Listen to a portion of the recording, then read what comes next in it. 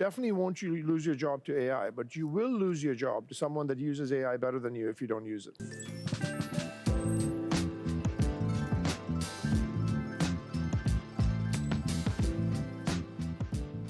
Hello and welcome to TEQ. I'm your host, Carolina Milanesi, and today we're recording a very impromptu episode of the show with Jeetu Patel. We are here at Webex One, and Jeetu is, of course, the President and Chief Product Officer at Cisco, and not new to our podcast. So I'm delighted to have you back. Big fan of your podcast, actually. Thank you for having me. I appreciate you. And the reason why we're doing this so last minute in terms of organization, and I'm so delighted that we were able to make it work with your incredible schedule, is that this morning you said in the Q&A that you were doing with the analyst and press some things that really got me excited, because I don't hear enough of this in the tech industry and from leaders like yourself, which is how important it is to encourage your workforce to really embrace AI and not be shy about using AI, trying and thinking differently about that. Can you talk to me about that in particular? Because you were very direct in saying, if you don't want to embrace AI, then Cisco is not the company where you want to work.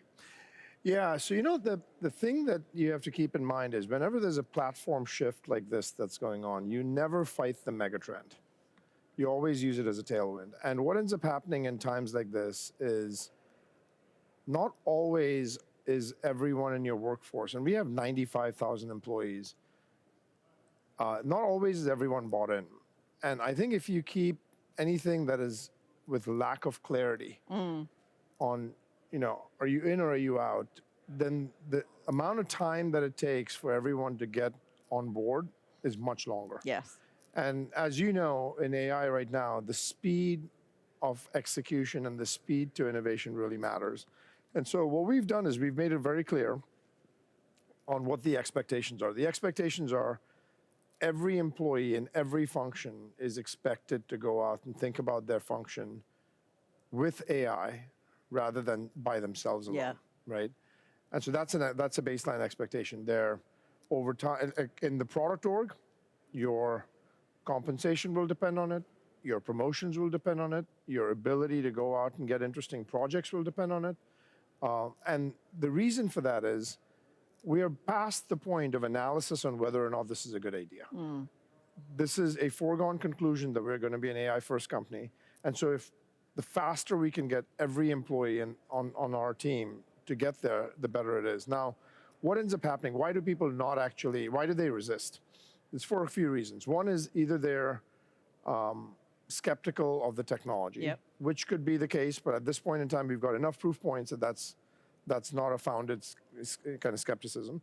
The second thing is they might be fearful that, hey, I might lose my job. Exactly. And one of the things I tell people is you definitely won't lose your job to AI, but you will lose your job to someone that uses AI better than you if you don't use it. Yeah. So there should be an incentive structure in place that says this is a prerequisite for your job. And then the third thing is we need to get people to the third level of maturity. First level of maturity is I'm going to lose my job to AI. The second level of maturity is I'm not going to lose my job to AI. I'm going to lose my job to someone that uses AI better than me. But third level of maturity is when you stop thinking about losing your job and when you start thinking about, can I even get my job done without AI in what needs to be done moving forward? Because the scale proportions are going to be different. There's going to be so much opportunity that you have to actually augment AI so that you can get to be meaningfully more effective. But I don't think it's just about productivity. I also think it's about, can we solve problems that we had never thought we could solve before? Because now we've got a whole new way of approaching and framing the problem. Yeah, I totally agree. I think there's a few things that I want to piggyback on. One is what you're saying about the fear of a job versus the fear of somebody who can use AI taking your job.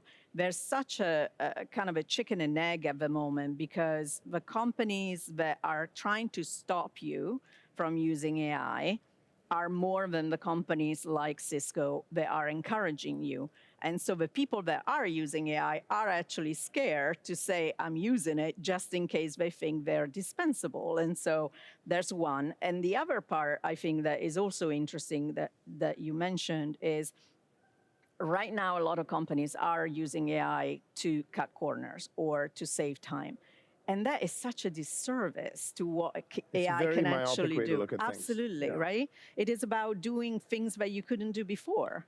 I think that notion of like, if I only look at productivity, I think you're actually losing the plot, because productivity will be a natural byproduct of AI, but is not the end all be all. In fact, I wouldn't even say it's anywhere close to the top kind of benefits that you're going to get. Because the benefits you're going to get is there will be a class of problems that we just simply had deemed impossible to solve, but now are fully in the realm of possibility of solving, which can then make the world better, which can make your company better, which can make yourself far more engaged in the way that you do things. And so in my mind, I feel like letting people know not only that that's okay to do, but two, that is a prerequisite expectation of you, in fact, being successful at your job moving forward. And one of the biggest challenges I see in companies is people choose to be nice at the expense of being kind. You know? Well, I'm neither of those, so I don't know No, what you're talking you're about. actually very kind, because like you corrected me on how I should pronounce your name, right? That is an example of where most people will be like, yeah, I don't want to offend someone, so I'm not going to say it. And I feel like those are the wrong kind of things to try to be nice about, because if you can be brutally honest about what's not working, then you actually make progress. Yeah. And in my mind, conflict is a necessary condition of business. And so we have to do it, but you have to do it respectfully. So the way that I think about this is all these things come together. If I'm not direct with you and tell you what the expectations are, I can't be upset if you're not delivering on those expectations. But once I'm direct and tell you what the expectations are, it's very black and white. And if you do that job well, I will double down on you. And if you don't do that job well, then this might not be the right fit for you. And I think it's much better that we actually are very frank with each other about it. And I always feel like, people will say, oh, this is a family. Work is not a family. Like it's a sports team. Yeah. It's kind of like that's the best analogy I can give is you have to come through on your end to keep making it on the team. And the moment you're not coming through on your end, the team it's a disservice to the team, and then you have to be off the team. Yeah. And so nothing is guaranteed. We all have to earn our keep every day. But when we earn our keep and work as a team, then like we have to really value the team. Yeah, I love that. And interesting, the example that you made about the name, for me, is if we're recording this and I want us to have a good rapport, which then pays off as far as the quality of the podcast, is important that we know how to say each other's name, right? So is that transparency, exactly to your point, that get you to a better place? It also is a foundation of a growth mindset. Oh, right? Yeah, we try. Yeah. There was something else that really caught my attention this morning, which was when you were talking about the difference between millennials and Gen Zers and their relationship with AI. And you said millennials are using AI in a very transactional way versus Gen Zers are using AI more as a companion. They're using for brainstorming. And so that made me think about products. And I'm curious if that difference in how I interact with AI makes you think differently about your products. Yeah, so just to give people context on what I was saying, when you have someone who's a 30-year-old, right, that uses AI, they might think about it as, search on steroids. Yeah. And it's very transactional. I need something done. I'm going to use AI to get that job done. I have someone who is 14 years old, like my daughter, or someone who's 18 or 20. The way they use it is it's almost a thought partner. It's a sidekick. It's someone that's a brainstorming partner. And you're going to ask it questions without the explicit objective of getting something done. You're just thinking out loud.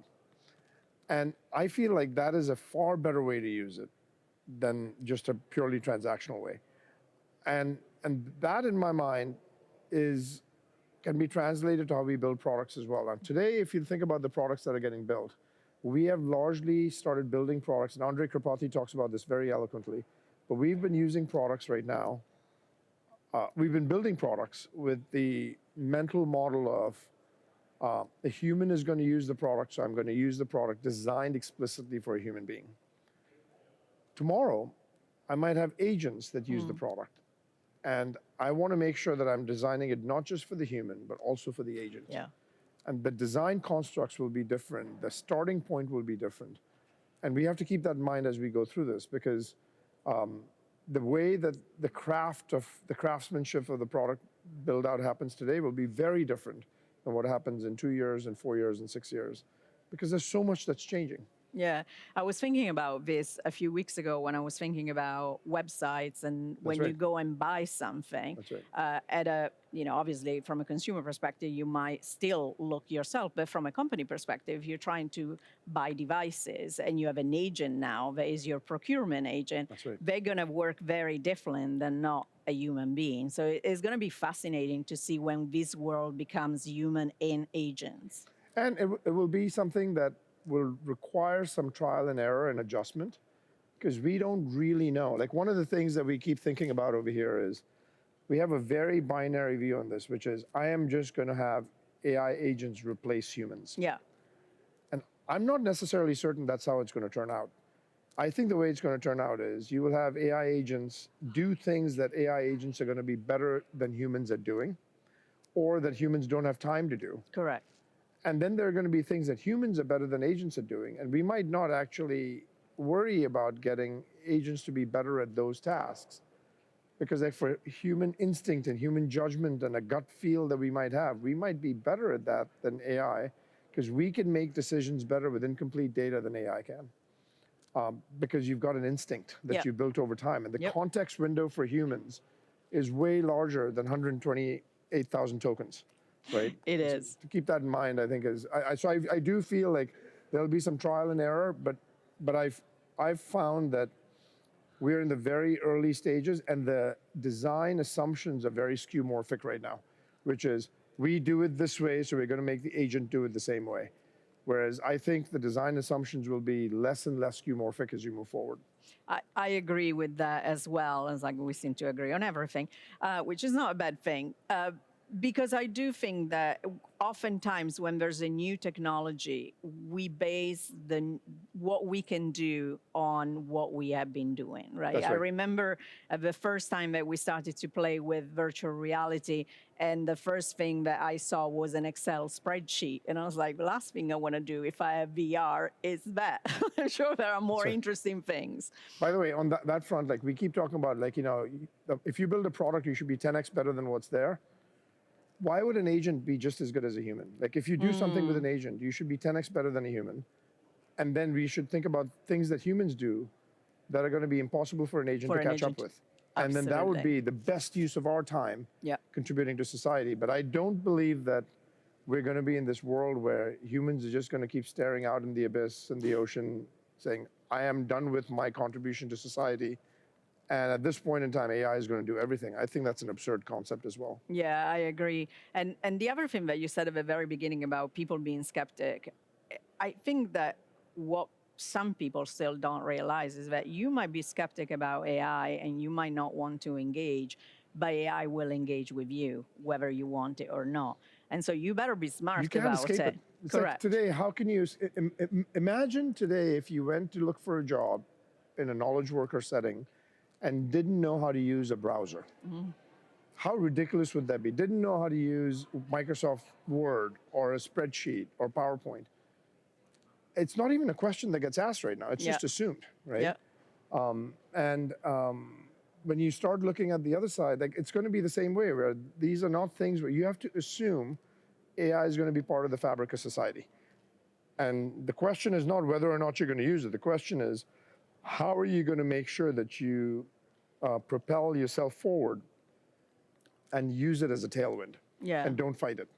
So to your point about being part of the fabric of society, something else that you were talking about was the fact that right now we focus a lot on AI first, but the same way as it was for mobile. Now mobile is a given, and in 5 years' time, AI will be a given. How are you thinking about then that evolution of AI within a product? Is AI just going to be baked into it, and so you don't talk about it and you talk about just the feature or the experience? Or you still have to highlight what is AI driven and what isn't? I actually think like if you look today at like the best analogy I can give you is the internet, right? Like imagine a product that's not connected to the internet right now. It's hard to imagine. Like refrigerators are connected to the internet, right? And so I think AI will be the same way. There'll be a certain amount of time where people will need to have this notion of AI first. And then AI first will become so obvious that it just becomes the norm. And when it becomes the norm, you move on from that and you actually then the next thing is what you actually look for. And that's how we've always kind of used technology to get adopted into society. And I don't think this will be any different. Now, where it is different is the exponential curve and the speed at which it's moving, I feel is going to be very hard for humans to adjust to. And there, I'm not sure if it's something that's easy to just grasp. You know, it's like it's a hard thing to actually have this much movement happening in an industry this fast that people might feel intimidated, they might feel left out, they might feel left behind. And so what you have to do is you have to make sure that the upskilling of society is happening. One of the things Cisco is doing is actually investing a lot in upskilling talent.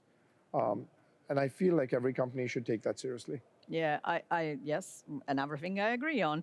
I think that the digital divide might well become the AI divide, and of course the people that are already disenfranchised today and not represented will bear the more painful part of it. You were a little bit vulnerable this morning, in my opinion, which is a great quality from a leader to have, saying that when you got your new position, you weren't that accustomed to the networking world. And so you used AI to help you speed your learning. Talk more about that, because to me, that is a growth mindset. Yeah. The way I think about this is knowledge is not actually what will be valued in the future, but the ability to accumulate that knowledge fast and get to a decision will be what's valued. And so if I don't have it, like Cisco is such a broad company. Yeah. I mean, we do networking, security, observability, collaboration, video devices, data platform. Like it's like there's no human that's going to know all those markets, deep down inside.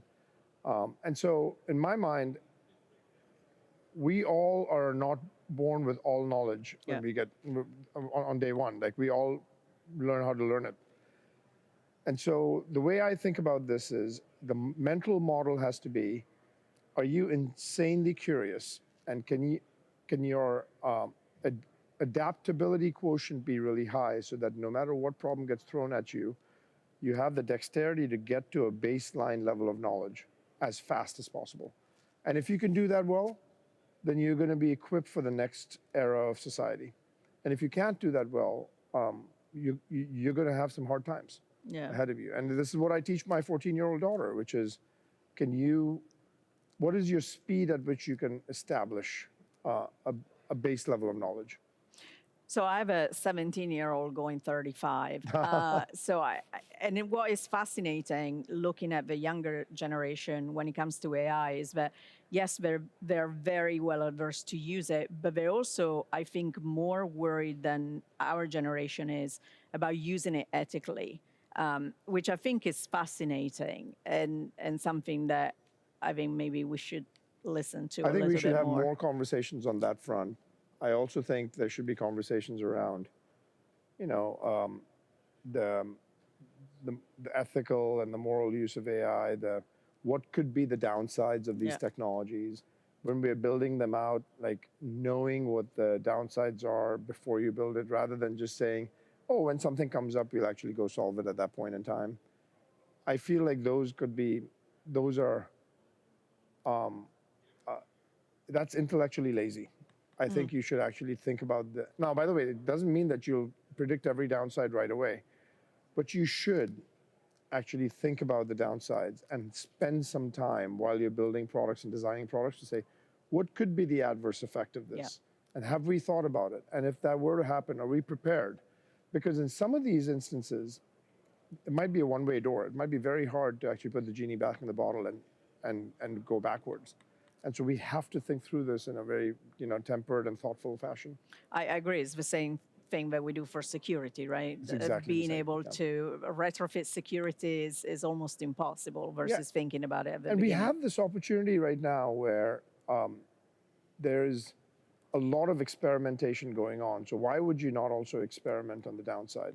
Yeah, for like sure. you should experiment on what the adverse effects of something are going to be, and then what the mitigation techniques are. And by the way, Cisco is doing a lot of that selfishly on our side because we're building safety and security systems for AI. So we're wired that way to think That's that right. way. But I think it should not just be when you're building safety and security systems. You should be thinking about that in every application you build, because you will just build better products if you think of the downside and the upside. We're almost at time. I can't believe it. But one thing that you wish from an industry perspective we would do more of when it comes to AI, and one thing that we should definitely do less of? I think we should do less of the doom and gloom scenario. In my mind, I feel like that it's not productive to assume that we have reached the end of the era of human creative contribution to society. Like, it just makes no sense. So I feel like that's a wasted cycle, because there's so much that humans can do. And humans will continue to add value to society, and every job will get reconfigured can both be true statements at the same time. Yeah. Like, it doesn't have to be one or the other. Those are not mutually exclusive. That's one. One thing that we could do more of is, I personally feel like it is very easy to demo and prototype AI products. It is very hard to get AI products with business outcomes that are delivered, that are actually truly durable in nature. And I feel like more and more people should start thinking about going beyond demo phase and into more of, is this going to actually create sustained, durable value creation? Yeah. And if we can do that right, like, that is the difference between where we are and where we need to go.